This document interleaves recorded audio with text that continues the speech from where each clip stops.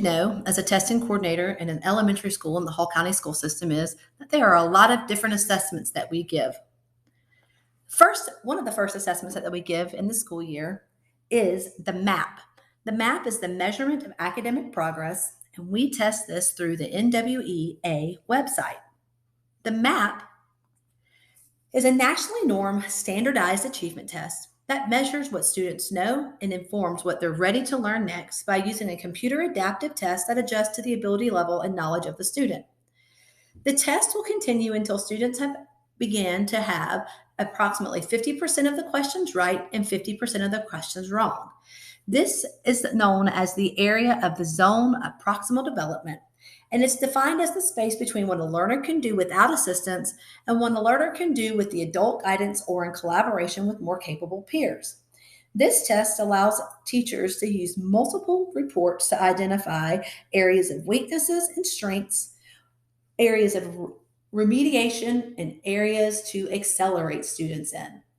The MAP growth reports, the MAP assessment gives us growth measurement data. Therefore, we set growth goals with our school improvement plan based off of this assessment. This assessment is given 3 times a year in August, December, and April. Another test that we give at the beginning of the year is called the Access Test. The Access Test is for our EL learners. This is our English language learners. This test is given in order to determine the different areas of proficiency with speaking, writing, reading, and listening. In order to be determined an EL or to be an English language learner, these students are given the WIDA screener at the beginning of the year or once they enroll in school if the student has any other language other than English spoken in the home. The platform that we use for the WIDA or Access test is the DRC website. On the DRC website, not only will you find the WIDA Access or the WIDA portal, you will also find the Georgia Department of Education portal. On this portal, you will find all the information or all the testing platforms for the Georgia Milestones. The Georgia Milestones is a single assessment system that consists of end of the grade measures in English language arts and mathematics for grades 3 through 8, and end of the grade measures in science in grades 5 and 8, end of the grade measures in social studies in grade 8, and of course, some high school courses as well. This Georgia Milestones requires a lot of preparation. In order to do that, you must be super organized. You must also train the teachers in your building on what it means to be a Georgia Milestone examiner. For the Georgia Milestone examination, you will create a PowerPoint for training your facility and all the faculty members in your facility. You will teach them about the purpose, when the assessment is scheduled for, the times, and then, of course, all the specifics to your school, what the daily schedule will be, the connection schedules, and how to check in and check out the materials and the different routines that you will have, where your kids will go, what kind of accommodations they will have, what is the testing environment like, what should you do and your students do after their testing is complete.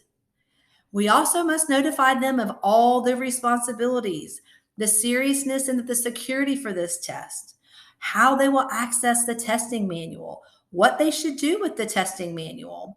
They will also be required to know what the test tickets look like and how they will take care of these test tickets.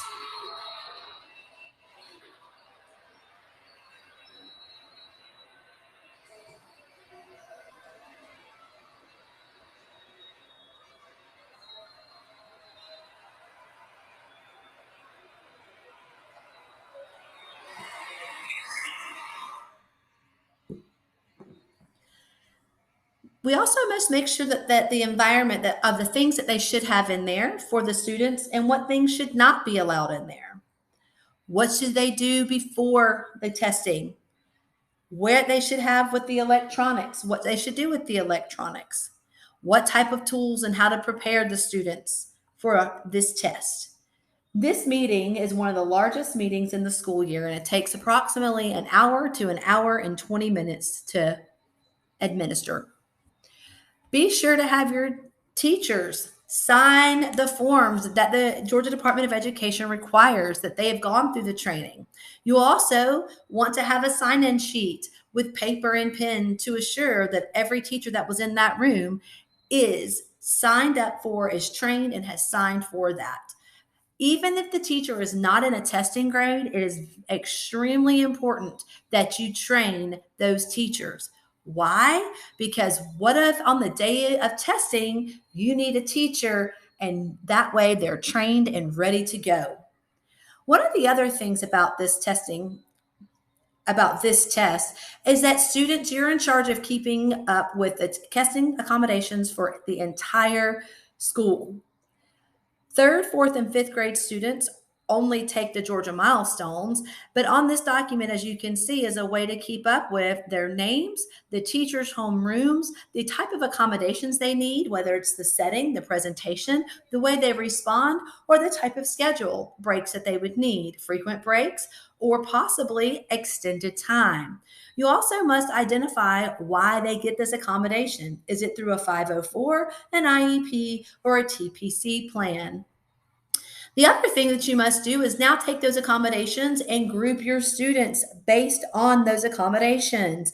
You will have small group teachers as well. So you'll be responsible for scheduling these teachers with these kiddos, making sure they're all trained, making sure that the tickets are printed properly with the correct accommodations according to their IEPs, their TPCs, and their 504s. You'll also be in charge of getting the headphones for each of these groups. That may be school specific. For you, it may be different. Another thing that you need to do is to keep up with the daily timesheet for your milestones. What time did you start? What time did you end? And what's the maximum time allotted or the minimum time allotted? I've had the sheet down here for each day for ELA 1, ELA 2, ELA 3, Math 1, Math 2, and then our Science Day. It's very important to make sure that you keep up and stay organized. This is an extremely important assessment. You must also keep up with this type of data and information when you're doing the MAP assessment. And as you can see, you need to know who is absent. And it's another way, another spreadsheet to figure out who is absent, who needs to have some makeups, and who doesn't. All of this information, the data that we glean from both the Georgia milestones and from the MAP testing, we use that data to write our school improvement plan. Our school improvement plan is the result of a planning process that is met with schools set goals for the improvement for the upcoming school year. Then they decide how and when these goals will be achieved, and the ultimate objective of the process is to improve student achievement levels. Simply put, a school improvement plan is a document written with goals on it for the school in order to make itself better each year. The two main goals that we have for Lanier's school improvement plan is first, we had some deficits. We noticed that we had K-5 academic achievement gaps in reading and in math. So we set ourselves an achievement goal. We wanted to base it off of our growth. We have a growth goal, and it is based off our 23 for this fiscal school year. We wanted 60% of our students in math and 50% in ELA will meet their projected growth RIT score as measured by the MAP growth assessment in grades K-5. Our next goal was for our students by the end of fiscal year 23, Lanier will increase by 3% the number of students writing on or above grade level based on opinion writing samples scored by using the state writing rubric 3rd through 5th and the standards-based writing rubric for K2.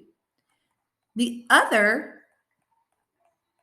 goal that we have Our last goal is that we had the insufficient implementation or identification of our inquiry-based activities as aligned to the LSI3's program of choice.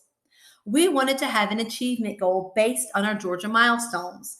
So by the end of fiscal year 23, we have the integration and inquiry, investigation, and innovative experiences will be infused throughout each academic area at all grade levels, where students are given the opportunities for independent and collaborative real-world problem solving in order to increase the percentage of students by 2% in each subgroup, moving into the proficient and distinguished levels of performance on the Georgia milestones.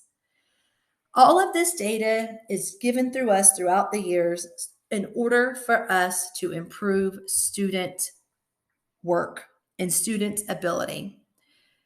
It's a lot of work. It seems like a lot of pressure at times, but it is awesome when you get down to it and you see the work that you're doing is impacting student growth in a positive way. Stay organized and ask questions along the way, and you will do great. Thanks. Video is all about student testing, or what you probably need to know as the testing coordinator. In the Hall County School Systems, we start off with the MAP, which is the Measurement of Academic Progress through the NWEA website. We give that test in August, December, and April. And this test is a nationally normed standardized test that measures what students know and informs you what they're ready to learn next by using a computer adaptive test that adjusts to the ability and knowledge level of the student. Basically, we're trying to find the zone of proximal development so we can understand where they are and how we can grow them from where they're at. Another test that we give in the Hall County school system and all over Georgia is called the Access Test, and this is for our ELLs, or our English language learners. During this test, we find out the student's proficiency level in speaking, writing, reading, and listening. This determines the type of accommodations that they can have in the classroom and on test. But before we can do that, we have to give them the WIDA screener, and that's to determine if a student is an ELL. In order to receive the WIDA screener, a student must have a different language spoken other than English in the home. From there, we give the screener and determine if they have scored appropriately and are eligible to be an ELL. Another test, or probably the biggest test when you think about testing in the state of Georgia, is the Georgia Milestones. The Georgia Milestones is a single assessment system that consists of the end of the grade measures in English language arts, mathematics, science, and social studies. In elementary school, we only give English language arts and math to third, fourth, and fifth, and then we give language arts, math, and science to our fifth graders. This is done once a year. A lot goes into determining, being prepared for this test. You must, as a testing coordinator, train all of your examiners. You must also keep track of that training. That training, one specific training, took approximately an hour and 15 minutes to complete. Make sure you keep up with the paperwork that the Department of Education tells you that you must have completed after the training is done. Teachers will need to sign in as well, and you will need to keep all of these documents in a secure, safe location. In addition, you're going to need to know what students' needs are, and you will want to keep this organized in an accommodations chart based on grade levels, as you can see here at the bottom. Are the students going to be having accommodations in the setting, the presentation, the way they respond, or in their scheduling, meaning will they have extra time or frequent breaks? And then you'll need to know, is that because of their 504, their IEP, or a TPC plan? You will then take the students and put them into small groups based on their accommodations. You will want to make sure you have separate teachers ready and trained in order to be an examiner for these small groups. From there, you will also want to have a daily time-in sheet when teachers start and what their start times are and what their end times are. I've done it to where there's a tab at the bottom for each day. Teachers are there, keep it simple, and they have to just put in the time. You'll also want to keep up with, has a student taken a test or not? If they haven't taken the test, the teacher should mark them absent. And then once the student has been made up, it's awesome to use this strike-through tool. All of this data from the MAP which is your growth data, and your map data, your milestones data, which is your achievement data, is used to write your school improvement plans. And a school improvement plan is just a basic document making goals on how to improve your school in order to show positive growth in students. Lanier's first goal or need was we had achievement gaps in reading and math. So we set a growth goal for the end of fiscal year 23, 60% of students in math and 50% of students in ELA will meet their projected growth RIT score as measured by the MAP growth assessment in grades K-5. Our achievement goal was based off for the milestones, and we wanted our students to show in third, fourth, and fifth grade a 2% increase in each subgroup, moving into the proficient and distinguished levels of performance on the Georgia Milestones assessments. So that's a quick wrap up of just a few of the assessments that we do in the Hall County School System in the elementary world. Be sure to stay organized, ask questions, because it's better to be safe than sorry. Ask some questions. Thanks.